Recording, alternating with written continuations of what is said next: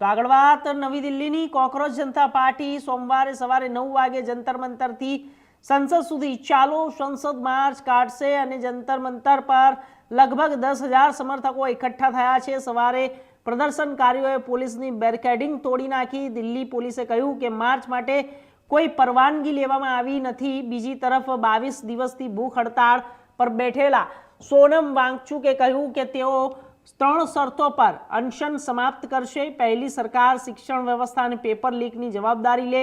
બીજી, સીજેપી પ્રતિનિધિ મંડળને સંસદ જવા દેવામાં આવે। અને સંસદ મુદ્દો ઉઠાવવાનો ભરોસો આપે। ત્રીજી, સ્વાસ્થ્ય કારણોસર આવું શક્ય ન હોય તો સાંસદો સફદરજંગ હોસ્પિટલ આવીને આશ્વાસન આપે। ને Wangchuk social media platform x પર દાવો કર્યો કે તેમને હોસ્પિટલમાં ગેરકાયદેસર રીતે અટકાયત કરી રાખવામાં આવ્યા છે, જ્યાં તેમની અવરજવર અને અભિવ્યક્તિની સ્વતંત્રતા પર રોક લગાવી દેવામાં આવી છે।